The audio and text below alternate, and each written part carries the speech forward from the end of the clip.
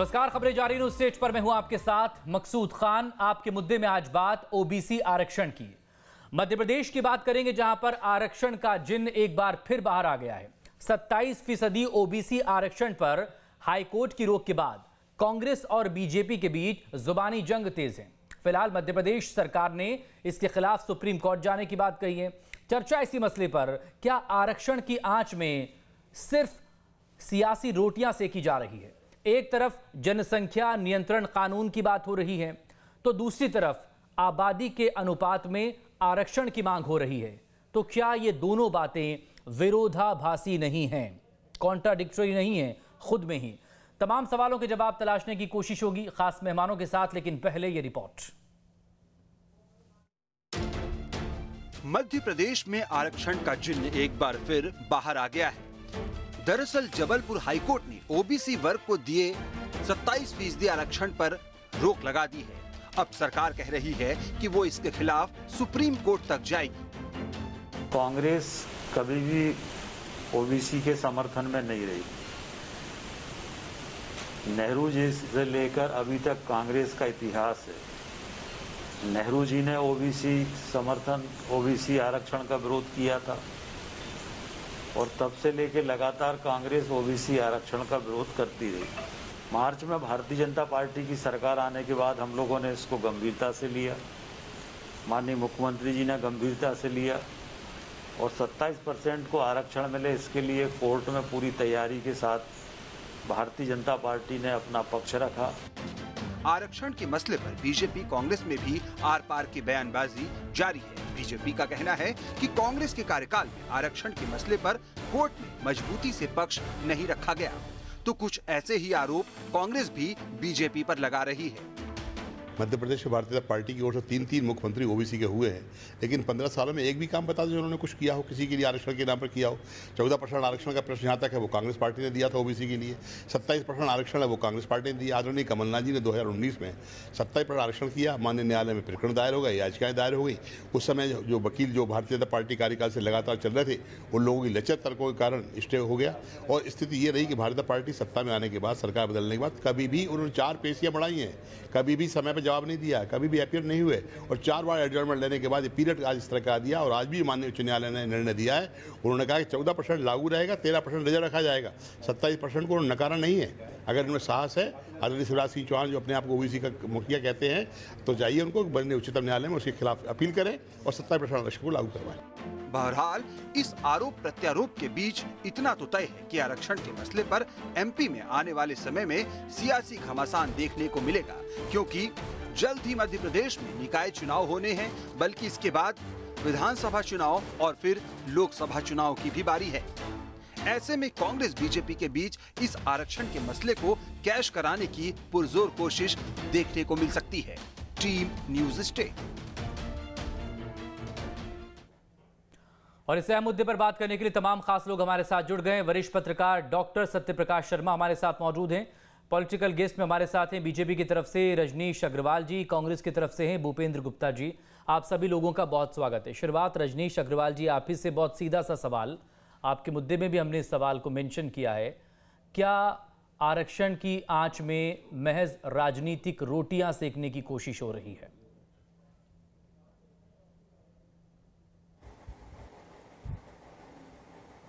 बिल्कुल मकसूद जी, महज राजनीतिक रोटियां ही सेकने की कोशिश हो रही है और इसीलिए आनन फानन में बिना तैयारी के कमलनाथ जी की कांग्रेस सरकार कर दिया। वरना जिस प्रकार की सुप्रीम कोर्ट की पुरानी गाइडलाइंस थी, उसके मुताबिक तैयारी करते। कुल जनसंख्या ओबीसी की कितनी है, उनकी भागीदारी शासन प्रशासन में कितनी है, जो तमाम आंकड़ों की जरूरत होती है, उस पक्ष को रखते हुए और पूरी तैयारी के साथ जाते सरकार कांग्रेस की रहते हुए इससे आ गया और इन्होंने अपना पक्ष नहीं रखा। मार्च के 2 हफ्ते बीत गए 2019 में, इनको जो पक्ष रखना था, चुकी लोकसभा चुनाव सामने था, तो सामने ओबीसी का कार्ड खेलना था कि हमने तो 27% आरक्षण कर दिया। क्या हस्त्र होगा कोर्ट में ये जानते थे, लेकिन कोर्ट में लिंगर ऑन होगा। हम अपनी चुनाव की नैया इस माध्यम से इस मुद्दे पर कार्य करने का प्रयास करेंगे, ये उनकी सोच थी और यही सोच रही है। और फिर लड़ाओ भिड़ाओ, एक दूसरे में उलझाओ। आज भारतीय जनता पार्टी की सरकार ने इन तमाम तैयारियों के साथ में अपनी बात कही है। पहले कोर्ट ने महाराष्ट्र के मराठा रिजर्वेशन के नाम पर इसको टाला, कई याचिकाएं दायर हुई, उसको लेकर अलग अलग याचिकाएं दायर हुई, उसको लेकर मामला टला और निश्चित तौर पर एक अच्छे परिणाम की ओर कोर्ट बढ़ रहा है। सुप्रीम कोर्ट में हम जाएंगे और आने वाले समय में जो दरकार कोर्ट की होगी, सुप्रीम कोर्ट की होगी, चाहे जो आंकड़ों को लेकर हो, चाहे दूसरे तथ्यों को लेकर हो, भारतीय जनता पार्टी की सरकार मुस्तैदी के साथ में अपना पक्ष रखेगी और न्याय पिछड़ा वर्ग को दिलाएगी। भूपेंद्र गुप्ता जी, साथ में इन्होंने कभी किसी प्रकार के किसी मुद्दे पर न्याय नहीं किया। 60 के दशक काका कालेलकर आयोग से लेकर मंडल कमीशन की सिफारिशों से लेकर तमाम पक्षों में आप देख लीजिए तो कांग्रेस एक्सपोज होती है। ठीक, रजनीश जी प्लीज बने रहिएगा। भूपेंद्र गुप्ता जी, बहुत सीधा सा सवाल रजनीश अग्रवाल जी से किया गया था। उन्होंने तमाम सवाल और उंगलियां आपकी तरफ उठाई है कि आप बगैर तैयारी के कोर्ट गए और वहां पर जो हश्र हुआ वो सबके सामने है।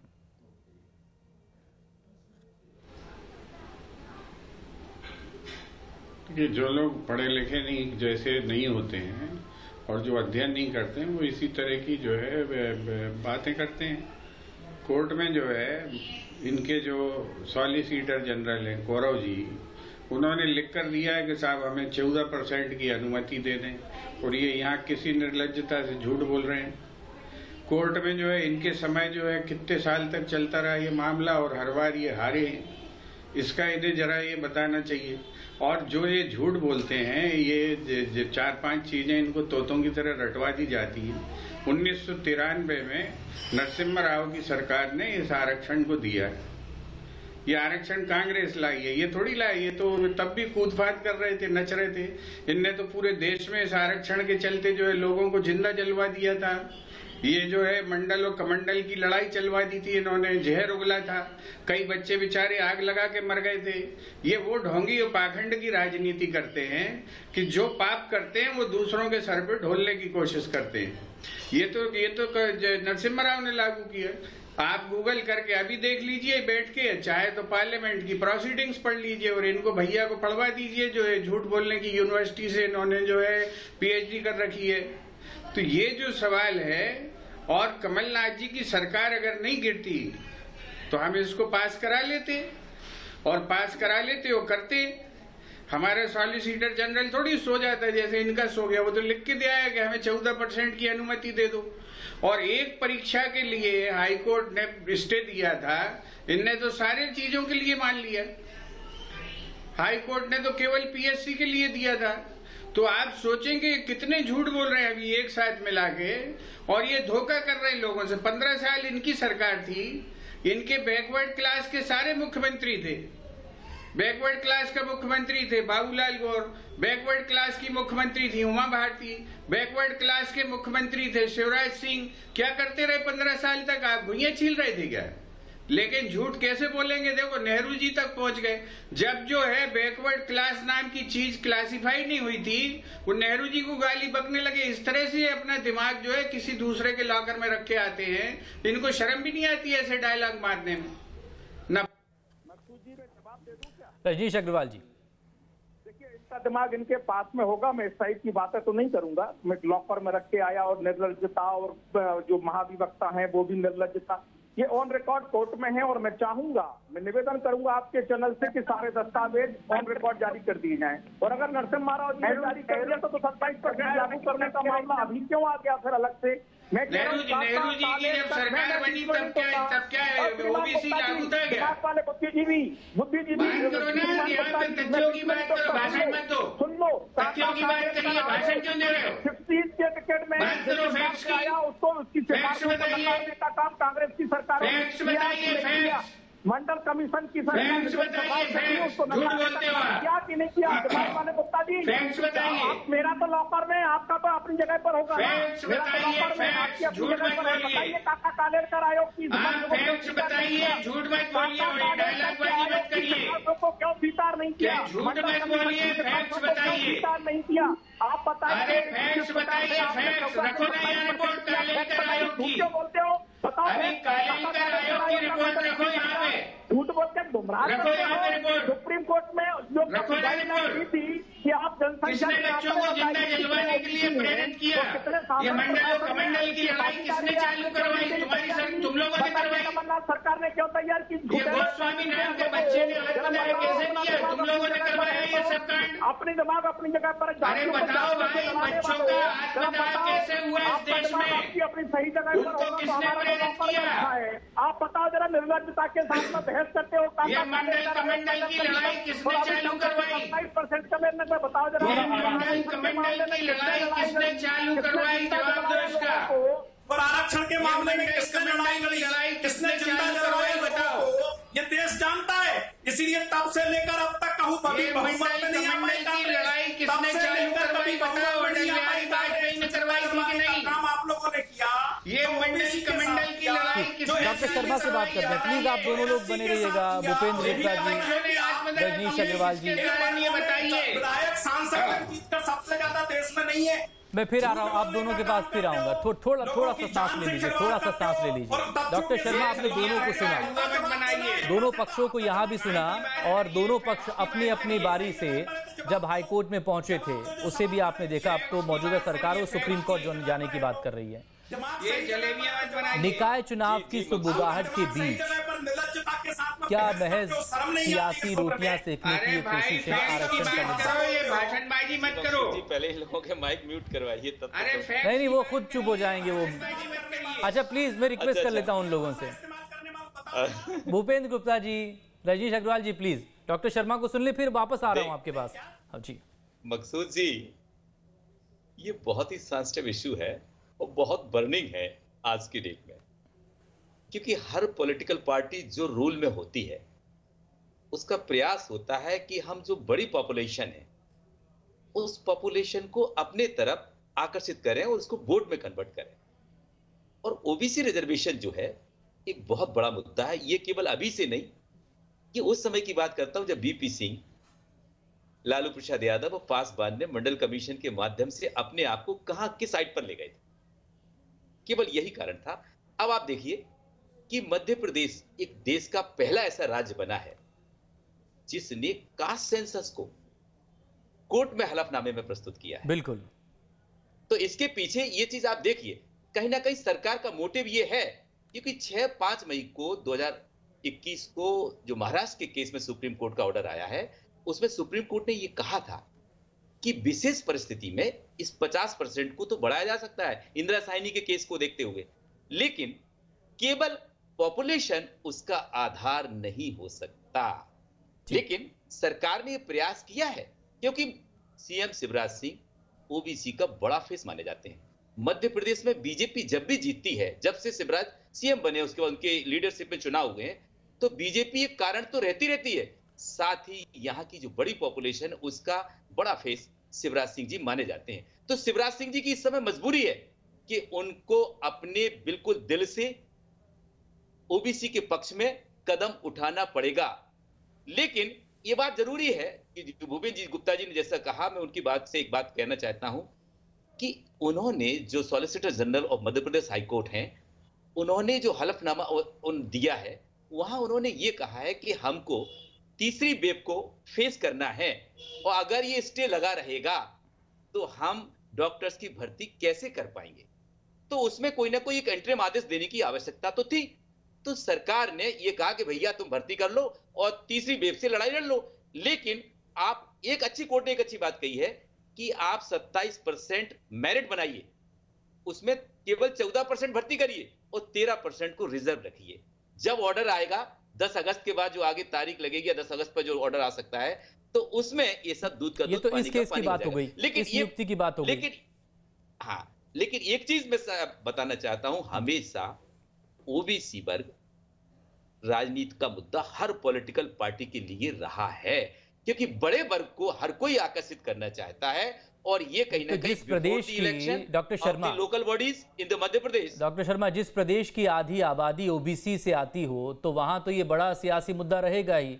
और पहला सवाल हमारा यही तो था। लेकिन अब दूसरे सवाल पर आ जाते हैं, जिसकी मध्य प्रदेश में भी इन दिनों चर्चा हो रही है, उत्तर प्रदेश और असम में जनसंख्या कानून की बातें शुरू होने के बाद। कि एक तरफ तो आप जनसंख्या नियंत्रण कानून की बातें कर रहे हैं, दूसरी तरफ आबादी के अनुपात में आरक्षण की मांग हो रही है। आबादी के अनुपात में आरक्षण, क्या ये विरोधाभास नहीं है? क्या बेहतरीन आपने सवाल उठाया है। ये कितना कंट्राडिक्टरी है कि आप देखिए, सरकार ही कहती है कि यानी बीजेपी कहती है कि ये चीज आनी चाहिए, कांग्रेस कहती है हम बहुत पहले लाए जनसंख्या कानून, वो कहते हैं हम 70 से 80 के दशक के बीच में कानून लाए, लेकिन इमरजेंसी के चक्कर में उनका कानून फेल हो गया, उनकी जो व्यवस्था थी वो फेल हो गई, क्योंकि एक साथ दोनों चीजें आई, दोनों क्लब हो गई, इमरजेंसी और 70 के दशक में जनसंख्या प्लान।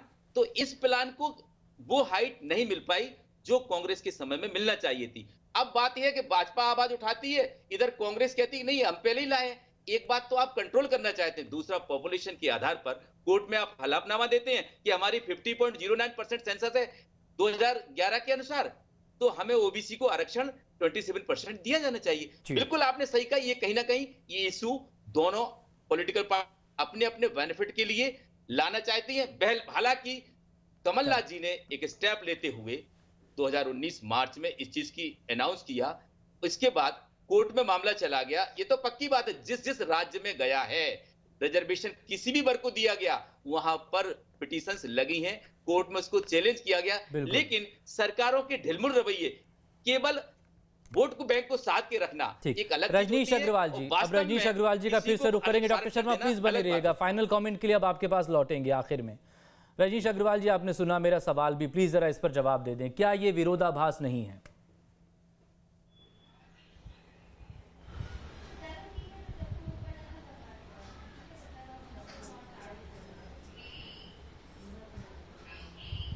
रजनीश अग्रवाल जी, मेरी आवाज आप तक पहुंच पा रही है? फोन डिस्कनेक्ट हो गया उनका। भूपेंद्र गुप्ता जी से पहले इस पर रिएक्शंस ले लेते हैं। भूपेंद्र गुप्ता जी, एक तरफ तो जनसंख्या नियंत्रण कानून की बातें हो रही हैं, उत्तर प्रदेश से लेकर अब मध्य प्रदेश में भी लगातार इसको लेकर बयानबाजी तेज है, दूसरी तरफ आबादी के अनुपात में आरक्षण मांगा जा रहा है।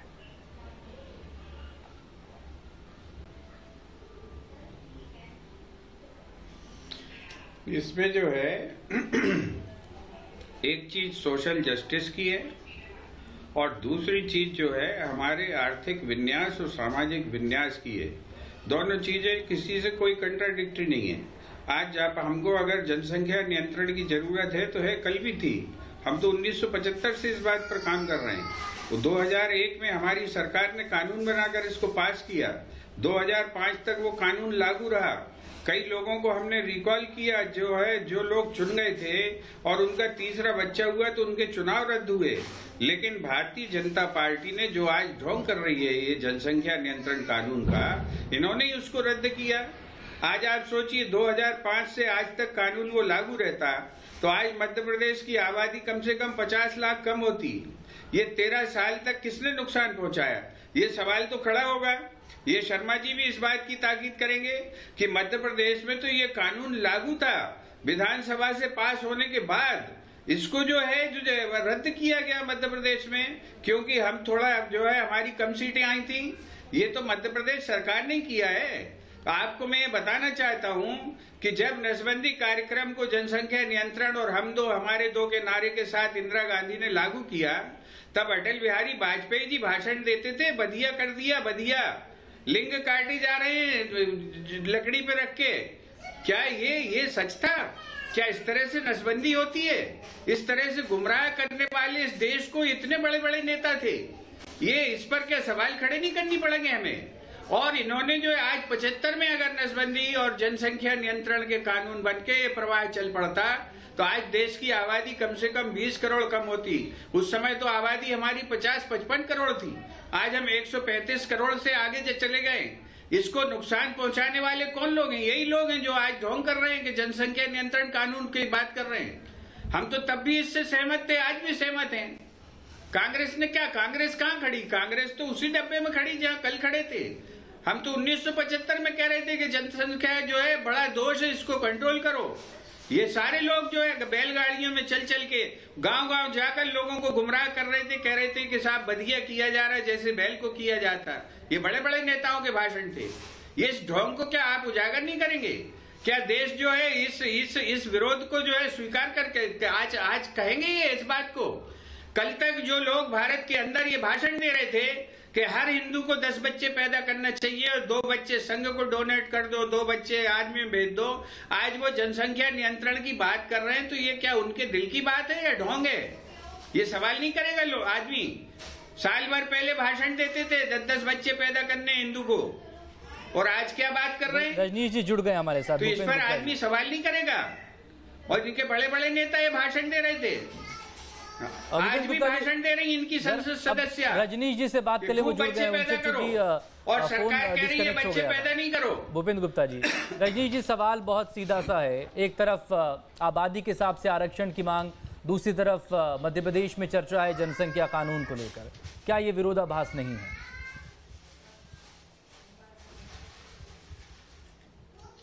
नहीं, बिल्कुल विरोधाभास नहीं है, दोनों साथ साथ चलने वाली बातें हैं। जनसंख्या पर नियंत्रण होना ही चाहिए, बिल्कुल उस घटिया तरीके से नहीं और आलोकतांत्रिक तानाशाही तरीके से नहीं जिस समय कांग्रेस ने आपातकाल के दौरान किया। जिनका विवाह नहीं हुआ उनको भी इन्होंने बधिया करने का काम, जो शब्द ये इस्तेमाल कर रहे हैं, नसबंदी करने का काम किया, पुरुष को भी और महिला के साथ में भी।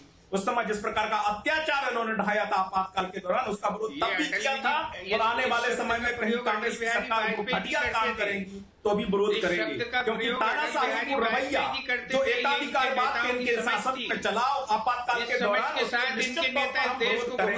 मानसिकता जो कुत्सित मानसिकता, इन्होंने हमेशा जो है प्रगतिशीलता का ऐसे ही विरोध किया है। प्रमाणों के साथ खड़ी है।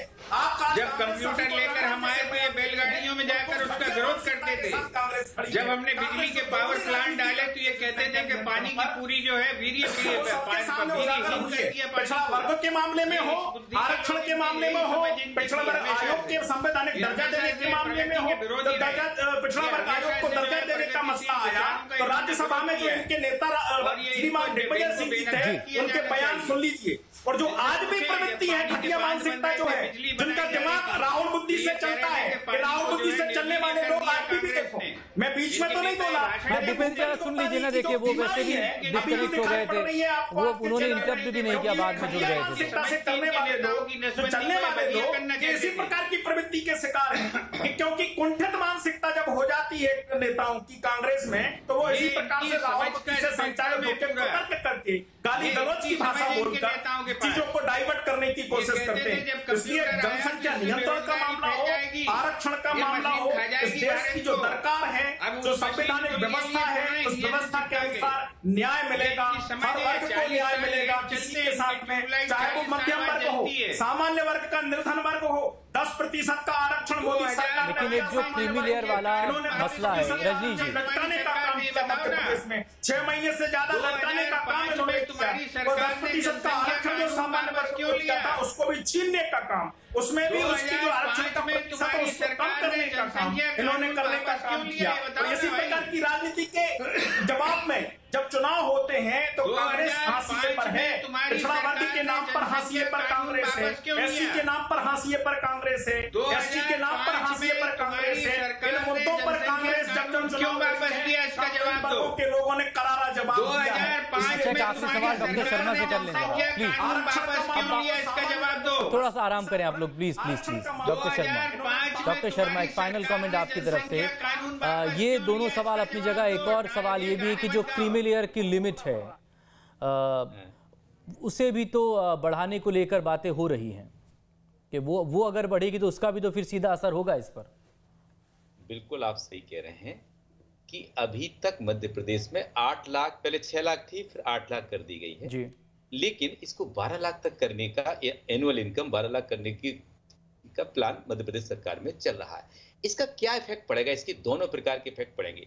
एक तो महंगाई बढ़ने के कारण लोगों की इनकम बढ़ी है, इनकम बढ़ी जिससे कि क्या कि वो दायरे में नहीं आ पाएंगे, तो दायरा बढ़ाने के लिए एक चीज, लेकिन इस दायरे बढ़ने से एक नुकसान भी है कि इससे नंबर ऑफ पर्संस बढ़ेंगे जिनको रिजर्वेशन देना पड़ेगा ओबीसी में, क्योंकि ओबीसी की अभी तक मैं आपको बताऊं 3,66,24,500 2001 के सेंसस के हिसाब से ओबीसी की आबादी है मध्य प्रदेश में, आउट ऑफ 7.2626 इसमें से। लेकिन अगर जब हम दायरा बढ़ा देंगे तो वो उच्च वर्गीय जो 8 लाख से 12 लाख एक बड़ा अंतराल होता है, उस अंतराल में अगर उन लोगों को हम कवर अप करेंगे तो निश्चित रूप से वो लोग वहां पर दूसरे लोगों पर आक्रमण करेंगे। चलो वक्त इतना ही है, बहुत शुक्रिया भूपेंद्र गुप्ता जी, रजनीश अग्रवाल जी आपका। डॉक्टर शर्मा जरूर हमारे साथ बने रहेंगे और इस पर भी हमारी नजरें बनी रहेंगी कि राजनीतिक बयानबाजियां तो इन दोनों ही मुद्दों पर तेज है। अब मामला अगर सुप्रीम कोर्ट में जाएगा तो वहां से क्या निकल कर आएगा और जनसंख्या कानून पर आगे प्रदेश कहां तक बढ़ेगा। छोटे से ब्रेक के बाद छत्तीसगढ़ की बात। बहुत शुक्रिया।